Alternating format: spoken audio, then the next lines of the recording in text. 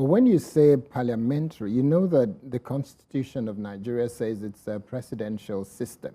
Are you by any means suggesting that there is a need, or you're suggesting and supporting those who say there's a need for a national conference where we decide a new constitution for Nigeria? The way we govern Nigeria, not just the new constitution, the way we move as a country.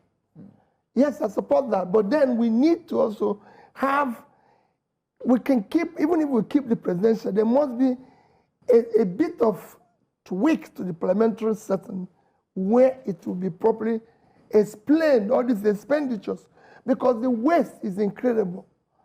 What we are going through now is never imagined.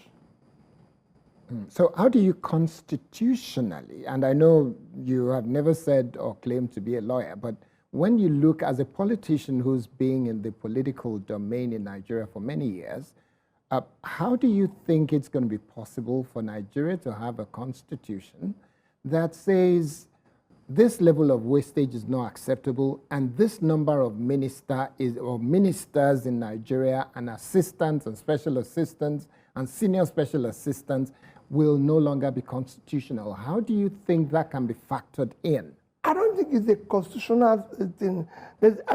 Constitutional government, because constitutionally now, what we have is not what it should be. The Constitution says 1 minister per state. So 36 ministers.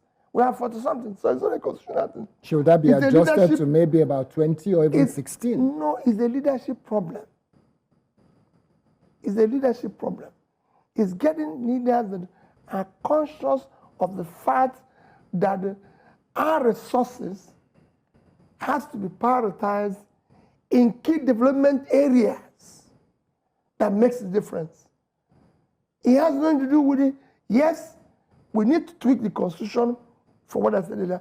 But today what you need is, you need competent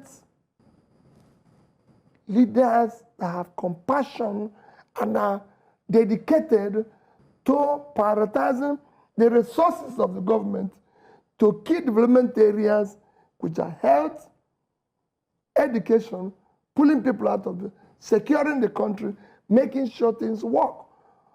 The cost of governance and the waste today is criminal and unaccepted. Nigeria has more federal ministers than the United States of America.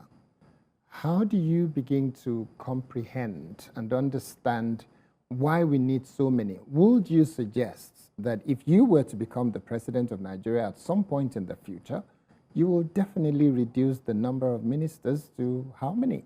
How many ministers do you think Nigeria needs? For me, I would say within the Constitution. But I can tell you the cost of even keeping them and the waste across all the government will be drastically reduced. So forget about what the Constitution says. If you were to have your way and you were to use logic and simple common sense, does common sense say that we need 36, despite the fact that the Constitution says it's 36? Do you think we need 36? I have to look at what they are going to contribute. I have to look at their productivity. What is this they're going to do?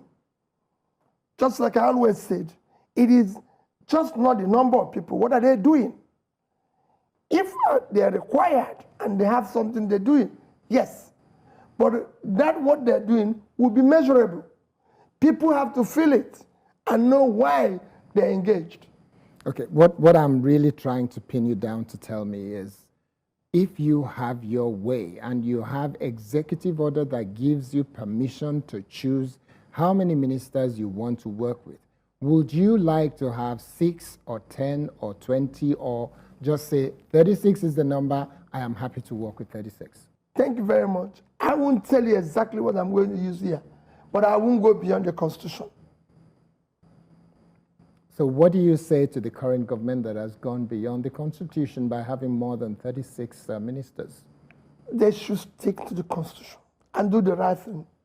Because that's the basis on which they're governing.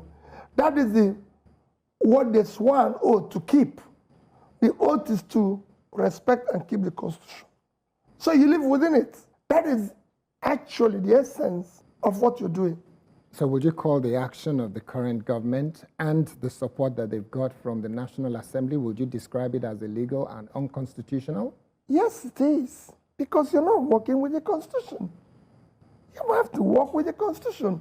That is your Bible. That's what you swear an oath to keep. You cannot swear an oath to obey this and do otherwise. It's the same thing that is happening.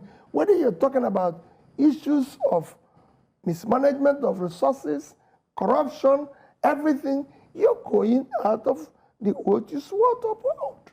Okay, so let